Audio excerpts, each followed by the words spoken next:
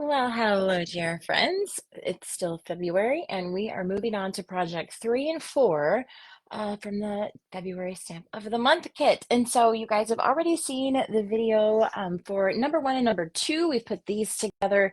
It's so fun because every card this month has a buddy, and one of them has a bit of a pink color scheme, and one has a bit of a blue color scheme. And if you're in Close to My Heart World, that is also known as Mulberry and Periwinkle. So it's kind of fun. We can create really create these kind of however you guys want to do it. You know that, of course, we have pattern paper, so you can just flip it over if you would like to use the back side instead of the side that I use. It's totally up to you guys. So feel free to make it your own. You can see that we're working on coloring with our stamp pads, watercoloring with our stamp pads this month. And so if you guys would like to have a little bit of a non-palette match for your florals, you can use a different color of ink pad.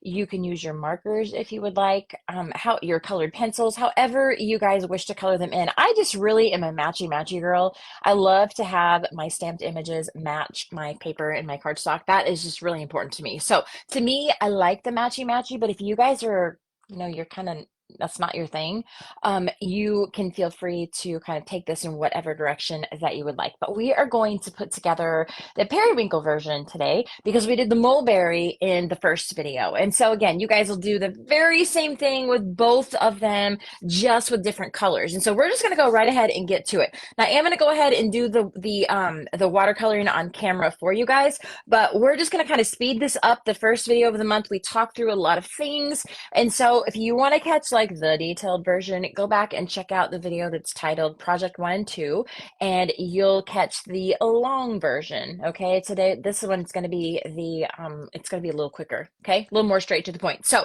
of the this entire kit, I used 5 different colors. Okay, we're not going to use the mulberry today. That is the color that we used in the previous one. But if you want to do your when you come time to do the mulberry, you will need this stamp pad, but we don't need it today.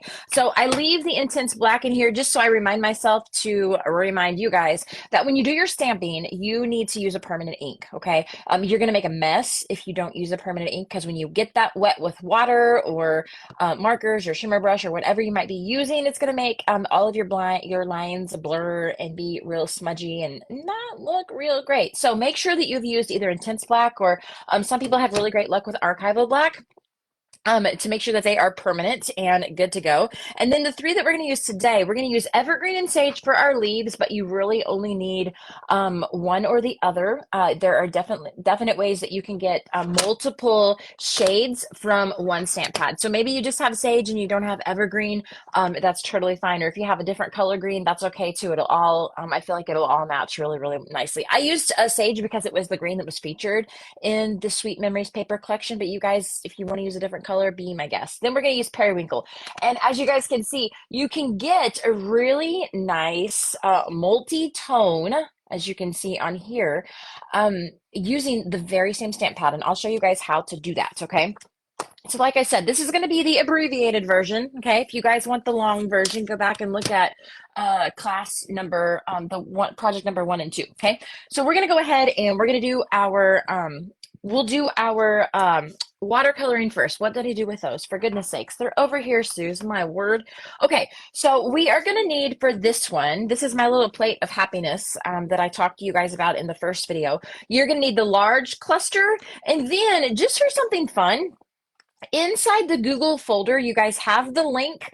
The QR code is on the outside of your kits, and inside that Google folder, you have your cutting guide in case you want to make more of these kits. Now, you guys know when you qualify for the kits, you're going to get not only the pre-cut kit shipped to your door because of your qualifying order, but you're also going to get the cutting files and the Cricut link just in case you want to make more of them. So that makes it really easy for you guys to do. You'll also have photos on a file that are kind of up close pictures of what we're doing.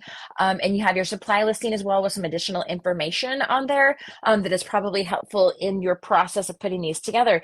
But then if you actually open up the Google folder, you're going to see a million bazillion pictures. Okay, maybe not that many, but a lot of pictures.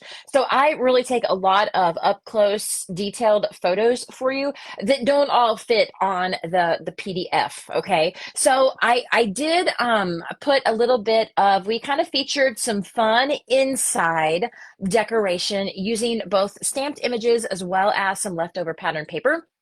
And we did that on all of the cards. So on the first one, you guys saw, we did this really fun, it's this really fun frame card. And I talked you guys through in the video how to get it all, how to get it all aligned and all that good stuff so that you can see it really nicely through the frame and all that good stuff. And we've just kind of trimmed off the edges. So this is just sitting flush on that inside liner. So you've got a little bit of fun decoration there on the inside of project 1 and 2. Then for project 3 and 4, we're going to do today. And then 5 and 6, we've kind of got the same little thing. So this is just a little 2-inch by 2-inch piece of matching pattern paper, just to like let you in on a little secret.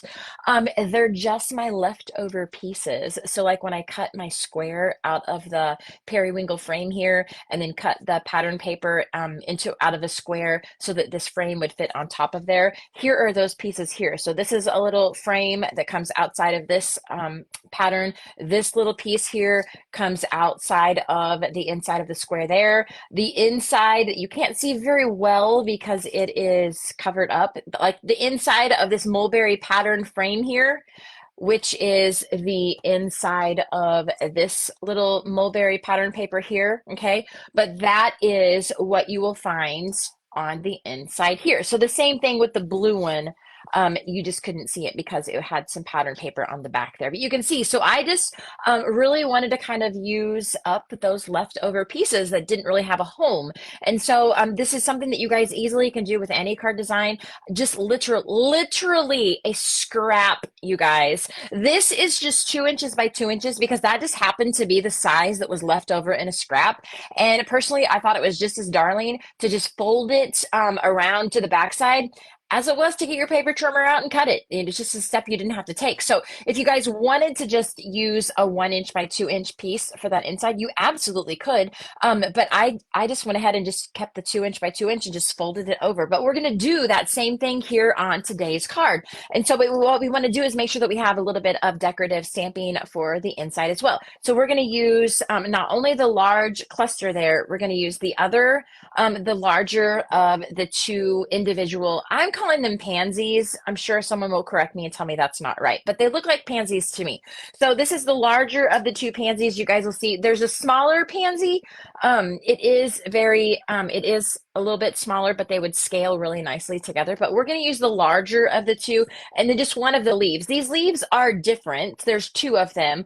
One kind of is kind of bent one direction, and the other is bent the opposite direction. So they look very, very nice together.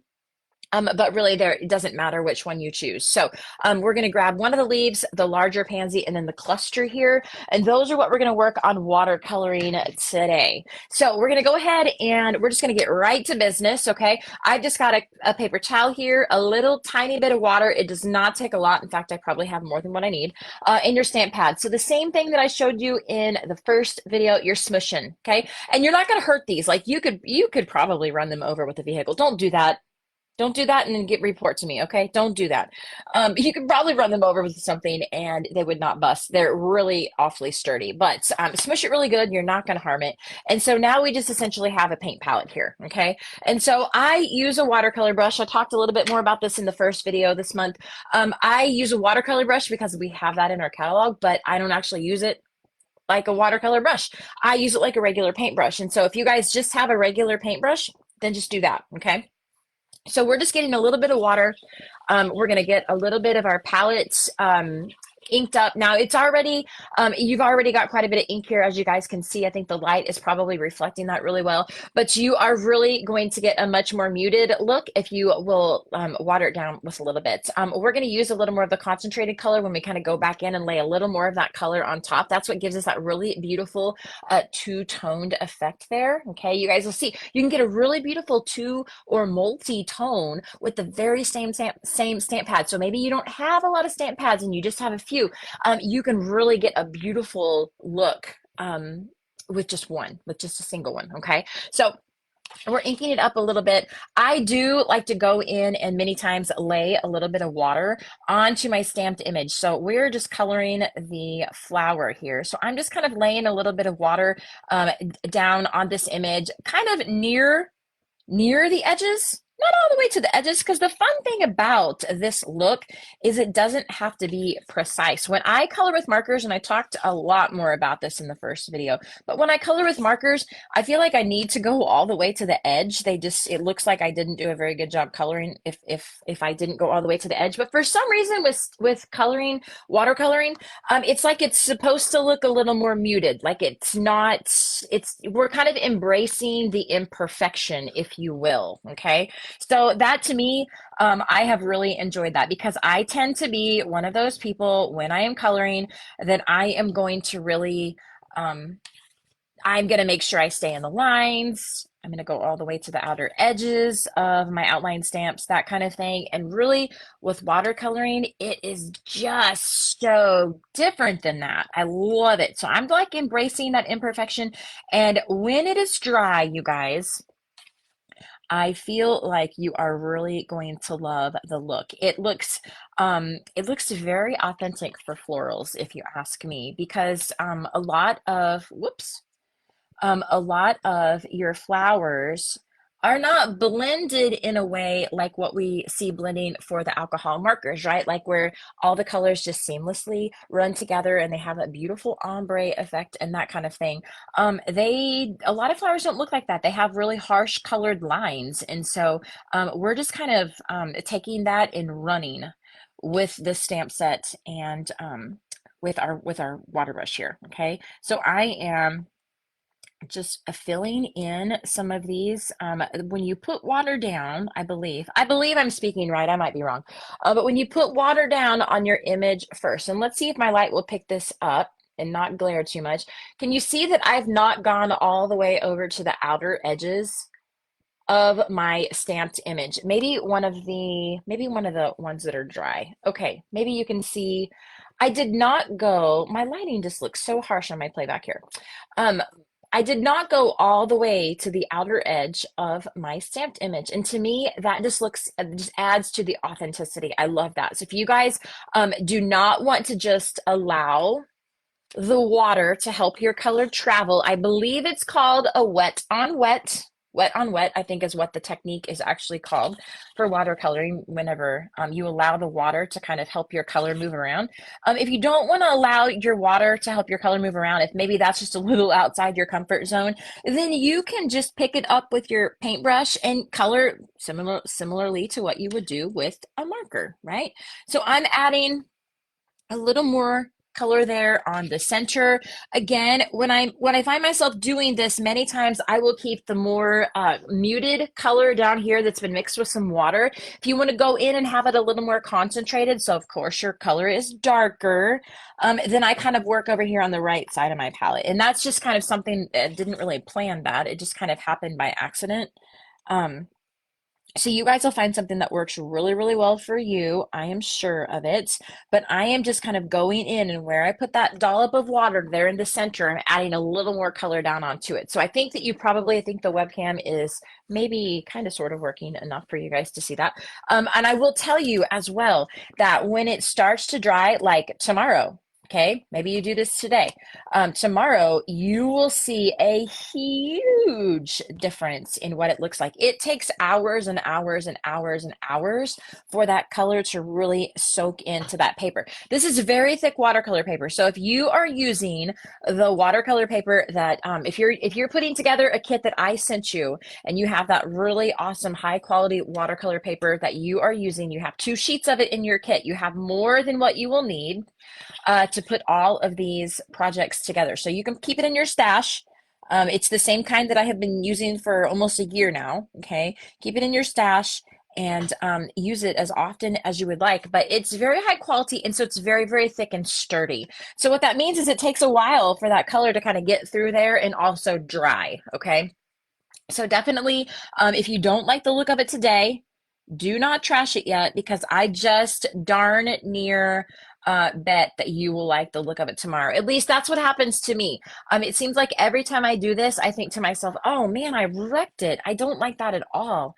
But then when I look at it the next day, when it's all kind of calmed down and toned down and it's all kind of bled into the paper, I usually just totally love it.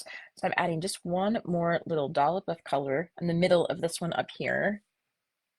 Let's see if my light will, this one right down here, see, it just kind of blows it out the closer I get it to the webcam. This one down here looks totally, totally, totally cool. It just has like this splotchiness around the outer edge, and I love it. Like, that is my jam. I just love it. It is so fun. So stinking fun. Okay, so let's go ahead and we're gonna do a little bit of our leaf painting. So I'm going to use sage, and we're going to do kind of what we did with the periwinkle. We're going to go in with a lighter color first, and then lay some of that darker color over it. Now, if you guys don't have 2 different colors of green, it's absolutely fine. You can do the same technique with this, with the green, as we did with the periwinkle. Okay, so just you can lay down your lighter bit of color, and then go back over it with another coat of your more concentrated of the very same color. Okay, so if you don't have the evergreen, that's totally fine. And if you don't have the colors of green I use, that's okay too.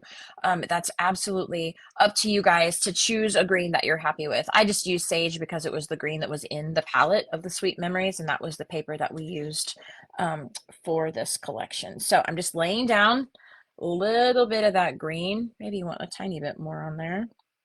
And again, you can put that water down onto your watercolor paper kind of before you start, and that will help it travel around a little bit.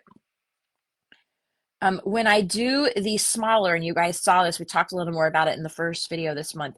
When we do the smaller leaves here, I keep more of a dry brush, because the water would tend to kind of it would go beyond those lines very quickly, and it might not look just super duper controlled. And so I want it to be a little bit more controlled than what I fear will happen if I get sloppy with those little teeny tiny little branches or stems or leaves up there. Okay, so we're gonna use a little bit more of a dry brush. So I'm not even gonna go back in here. We're gonna add some of our concentrated color over here, and we are essentially gonna just paint like we would if we were coloring with a marker. This is just the water brush that we sell in our catalog. And as I said before, guys, I don't use it like a water brush because I'm just not skilled enough. Again, like, I just feel like when you guys watch a video of mine, it's just going to be real. Like Rover, my cat, was up here, well, you know, whenever I filmed one, the first one of the month. It's just real around here. And so I am always very quick to tell you what my skills are not, because I want you guys to know that you can still create really beautiful artwork, even if you don't, you know, like, I'm not a trained artist. I don't have a clue what the heck I'm doing. I have no idea. I'm painting like they do when they're in 2nd grade. But still, it's quite beautiful when it is finished. And so I say that, I tell you guys that I have no skills. So you are very, very encouraged, and know that you can do it too. You can do it too. So we're done with our green. I'm happy with our green. Okay. You guys, this blue is beautiful. It's absolutely beautiful, and you can see kind of where it has kind of run and bled a little bit, and it doesn't go all the way to the black outlines. It's absolutely beautiful. It looks so real. I just love it. So we're going to add a little bit of evergreen, and like I said several times in the previous video, a little bit of evergreen goes a long way, okay? Like a long way, my friends, a long way. So you want to use, you can always pile on more color if you want. Don't get so much on there that it's not what you're hoping for, okay? So we're gonna add a little bit kind of down here in the vein portion of the leaves. What's really cool is when you are coloring, whether you're using, watercoloring, or if you're using markers or whatever, you can, it kind of is almost like a pattern to show you where to add color and where to do your shading and that kind of thing. If you just do it kind of where the black images or whatever color you're stamping in, of your images are. So if I kind of take a little bit of my, see where the black veining is on the leaves and kind of lay some of that darker color over top of it, I think that looks really, really complimentary. Same way with the flowers, I kind of kept the darker colors down here in the center, kind of where all that black color is, because that's what the stamp, obviously that's where what the stamp, the design that was featured on the stamp.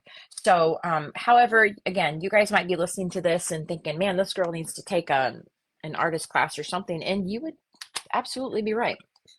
So until then, until we have proper training, right, we just do the best we can and have a lot of fun while we're doing it. So let's get this moved out of the way, and we're going to leave these alone to dry. But I know me, and I'm liable to knock it over. The cat's going to come up here and knock it over or something. So we're going to move them out of the way. Let's do a little bit of stamping. We're going to stamp our Sending You Love on here. And so let's grab all of our little bits and pieces. We'll go ahead and grab this little guy. So you can see, guys, I really just worked on using up some of the scraps that we had left over from the papers. It feels like it just made sense to be able to do that. And again, you guys, whenever you get the kit, or if you get the kit over but through PayPal on my blog, you can do that too without placing a qualifying order. But that's the fun thing is that when you do that, you are able to get that cutting guide. And so I feel like if I am able to create a kit that is very, very user friendly with product, then it just does nothing except show you guys additional ways that you can be really frugal with your product as well. So I am going to, let's see, the only thing I care about is that my Sending You Love is straight up and down. And it is a little bit of, it's kind of difficult to kind of see that because this is angled on the top and the bottom. So I'm actually just gonna check it with the grid here, and it looks great with the grid. I don't usually put things up on the grid like some people do, because that doesn't necessarily help me with the placement on top of where I want to stamp. And so I know exactly where I want to stamp. And so if I go ahead and place the actual stamped image directly on top of where I want that to be, and then just pick it up, then I'm going to put your magnet down first, just in case. But then I pick it up, then I can be sure that I will get it stamped in the right spot. So it's funny that the more I use a stamping platform, I find myself really paying attention to how other people use their stamping platform. And I learn a lot of tips and tricks from them as well.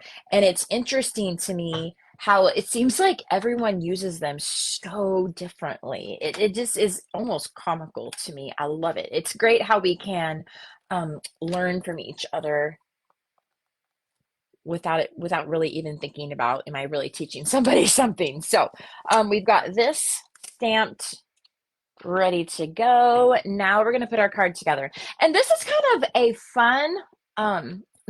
of a fun pattern. I've never used this pattern before, but it was kind of a fun way to use just two. Again, it was interesting.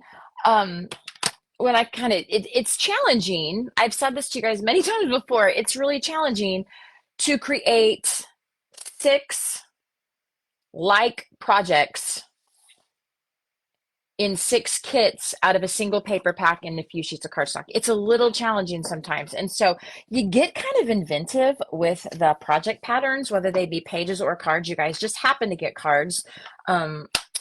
All projects were cards this month. I don't normally do that. We're back to pages for March again. I have that one designed as I am filming these, but it's just interesting, kind of some of those patterns that we come up with for the sake of trying to make that product stretch and then keep all of the kits the same. So that is really my main goal. So what I'm going to do is I am putting my camera pattern on the bottom.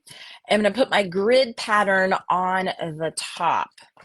And the little triangle here is going to be the piece that meets them in the middle. So you can see there's a little scrap here in the middle, but we're not going to see that because we have our triangle. Now, that being said, maybe you guys like one pattern over another. Maybe you would like to have more of the camera showing, or maybe you'd like to have more of the graph showing. You've got a little bit of wiggle room here, okay? So pick and choose which one you like. It's totally up to you guys. I am going to put a little bit of adhesive on the back here, and we'll get these adhered down. Now, of course, it is rare that you get a card pattern from me where the paper goes all the way to the edge. It's very rare because you guys know I love, love, love, love, love that border of that outer edge, usually 1/8 of an inch all the way around. I love that border on a card. Normally, I will get my doodling pen out and I will run a ring around it, which is what we're going to do here. And then other times I don't. Sometimes I put my doodling pen on the pattern paper instead of the card base. But I just love that fun little border around the outside. It just, I don't know, something about it. I just don't like the look of a card that does not, or that the paper goes all the way to the edge. It just looks weird to me. I don't know. Maybe it's because I've done it so long that's why it looks strange to me. But I'm a minority. Most people don't do that. Most people will bring their like, for instance, their pattern paper, instead of being 4 inches wide, which is what this is, they would create their pieces 4 1/4 inches wide, because of course that's how wide our card bases are. I just prefer to do it a little bit narrower. Of course, you're going to be able to get many more cards out of that piece of pattern paper or cardstock, because you're going to have be able to get 3 4-inch pieces spanning a 12-inch piece of cardstock, right? Or if you did 4 1/4 instead of 4, you can only get 2 out of the span of 12 inches, and then you have a little piece that's left over that doesn't match it because it's not the same size. So you guys can kind of see it's years of kit making that makes my brain kind of default to that. So you can see, if you guys want to check your placement of where your florals are going to be, I might pull this up and bring it down a tiny, tiny, tiny bit.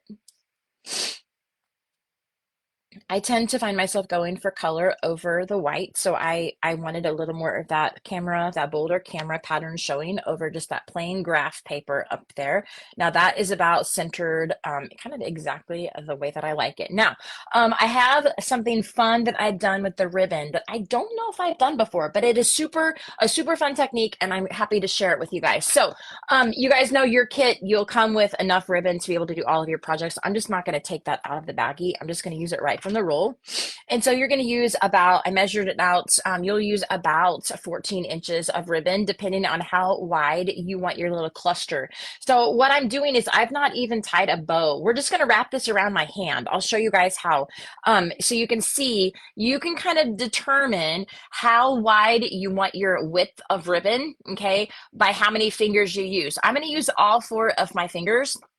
Mine's pretty wide. And so it's just a really quite beautiful and really understated way of adding a little bit of your ribbon back behind there without really having to worry about the bulk of a knot or something like that. So I'll show you guys how I do that. So I am leaving just a little tail, not a big tail, just a little tiny tail, because we're going to pretty much cut it off. But then I'm going to wrap it around. Sometimes I do it 1 time, sometimes I do it 2 times. It's up to you guys. So I've got my tail here. I've wrapped it around. I guess I've wrapped it 1 full time around.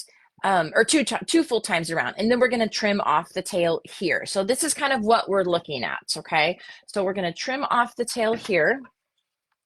Then what I like to do is, again, guys, like we're not getting real fancy schmancy here. Okay. Sometimes I will hold it with my tweezers. Sometimes I can hold it with my hands. It just really depends on what the dexterity is feeling today, but I am going to hold it all together. And this is like, we're talking, this is not real fancy stuff, my friends. So I've got just some Scotch tape. So I kind of want it spread out like that. I don't necessarily want all of the clusters on top of each other. Well, look there. I want it spread out because I want it to have some fun dimension on the back there. But what I'm going to do is I'm just going to take some Scotch tape, okay, stick it on there. So now the Scotch tape is going to hold my cluster where it is, okay? So then we'll flip it over and we'll just take the edge of the Scotch tape and just bend it around. If you're not happy with your cluster, just take it apart and do it again. You're not ruining anything or wrecking anything. It's not really any trouble to do. But if you're not happy with it, then just do it again. You can see this one ended up being a little bit tiny bigger, but I think this one will be okay. And if we don't like this one, if this one ends up not okay, we'll take it apart and do it again. But I actually think it's going to be okay. I think that's going to be just fine. Okay, so then what I'm going to do is I want to check kind of the placement. Again, like you guys keep hearing me say that when you listen to my videos. The placement is really important to me. I'm not going to do all of this work to put all these pieces together and then not be super happy with the overall how it looks. And it just reminded me, we're going to backtrack a second, okay? Before we get all of the bulk of the stamped image with foam tape and our ribbon on there, we're going to go ahead and doodle around the outer edge with our little journaling pen. So one moment, uno momento, and we're running around the outer edge. You can do this very last if you want, but we're going to have some ribbon in the way. And so again, it's just kind of one of those things to, I can see a little better the less stuff I have in my way. So almost done really quickly. I many times try to do this before I turn the camera on because it's a step that you guys know how to do. And if you don't, I have a 2-hour long journaling video to give you a lot of ideas and techniques on how to do it. So, but I normally don't do that on camera because you guys have seen it a million times and it just takes longer. So now what I'm going to do, this is just because the placement is really important to me. I'm putting a little bit of Tombow on the back. Now we're going to foam tape this up. So I'm just putting Tombow kind of down here, kind of where the ribbon's going to go. But I'm just kind of like reverse engineering it. I want to check the placement before I put it all together. So I'm just kind of placing my ribbon where I think that it's going to look really nice. Okay. So I'm checking where my ribbon's sitting and I'm checking where my stamped image is going to be sitting. You want to make sure that it's not sitting on top of your sending you love sentiment over here. Okay. So then when I'm really happy with it, I'm just going to pick it up. Just tap it down and pick it up. That Tombow is going to hold that little cluster there for you. So then I'm going to flip it over. Now it's going to keep my ribbon where the ribbon needs to go and I don't have to think about it again. Now I'm going to grab my foam tape. And we're going to add a little bit of foam tape on the back here. And again, it's all about kind of, for me, it's like I want to check to see where things are placed. But once I get it all lined up, I don't want to have to redo it again. And so if you do this and you don't use the little Tombow trick and you put your foam tape down on the back here, and then you just kind of try to use your foam tape to pick it up, if you get it picked up and it's maybe crooked or you're not really happy with the placements, once that foam tape sticks down, sometimes you can get it up, but many times you cannot. And if you put any kind of pressure on it, like good luck, because it's most likely ripping something. Sometimes if I just kind of, like it just sits down and I don't smush it, then sometimes I can pick it up if I can get my tweezers under it or my Cricut spatula or something like that. Sometimes I'm able to do that, but most of the time foam tape is like a done deal. Okay, so your little Tombow trick is really kind of a good one. So now I'm just going to take the backs of these off. I know this part's like watching paint dry. My apologies. You probably have time to go pour yourself a glass of iced tea while you watch this.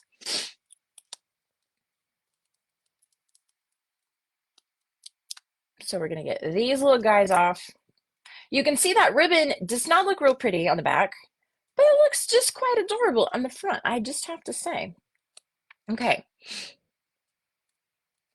so we will get this put back down on our card for real this time. Perfect. Perfection, my friends, perfection. Okay, so now I just got to tell you, um, I ended up having to buy a pair of non close to my heart scissors because for some reason, my boys, my husband included, like to cut popsicles and like zip top baggies and Amazon boxes and things with my close to my heart scissors. These are the ones they grab all the time. I bought tons of those like 97-cent scissors from Walmart. Nope, they grab these every time. So they are still great with paper and things, but I find that they don't want to cut ribbon super well. So I finally just grabbed a pair of cheapo scissors that were really like they didn't look anything like what I normally use because why would my boys grab something that I don't, that I don't need for work, right?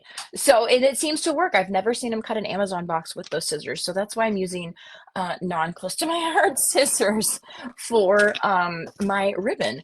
So we're going to add a few of our clear glitter gems on there, our silver glitter gems, and we're also going to put some black ones on there. Now, you guys saw in the first video, if you've not watched it, again, remember, this is the abbreviated version, okay? Go back and watch the first one. It like we talk a long time about all the things, okay? But this one we're kind of breezing through. So you might be missing some tips and tricks and that kind of stuff. So go back and take your time, watch the first one. But I talked in depth about the differences of the different kinds of markers that you guys can use to color your clear bling or to color your colored bling and make it a darker color. But it's a great money-saving resource because it is a really great way to take bling that maybe is a funky color that you're not using or you don't like, and you can create it. Now you have bling that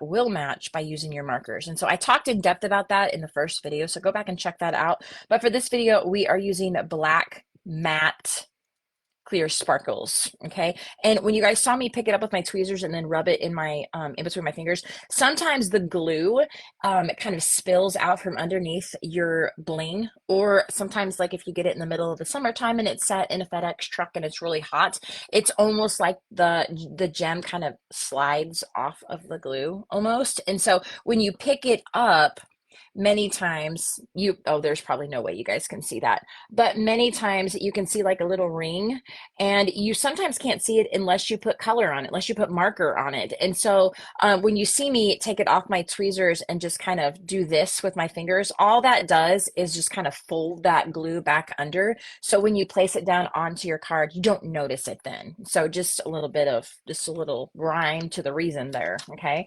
Now, pardon me.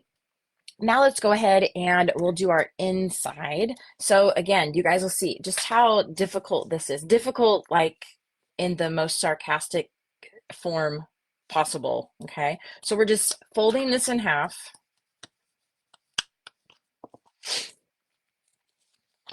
Getting adhesive on both sides. And I put mine up here in the top right corner. If you want to put it in the bottom, you absolutely can. It is up to you. So I'm just wrapping it around where you can see it on the inside and the back. Then, oh my gosh, they look so good. You guys, I don't know if my webcam will focus. I love it. The blending looks amazing, even though we didn't blend because we don't have a clue what we're doing, right? Wait till tomorrow. It's going to look even better tomorrow. It's going to soften it up a little bit when it's completely dry. It's awesome. You're going to love it. I promise. You are going to love it. I promise. Okay. So now, let's see. Move this one up a little bit.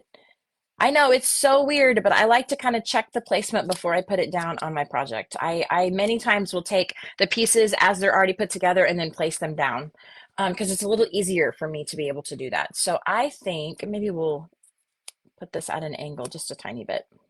Okay. Oh my gosh, I love it. You guys, it's so funny. Just a scrap and just an extra stamped image just gives such a pretty bit of, it's like you showed a little bit of TLC to the inside, right? I love it. I just love it. You guys, the watercoloring is a winner with the stamp set. You have got to try it.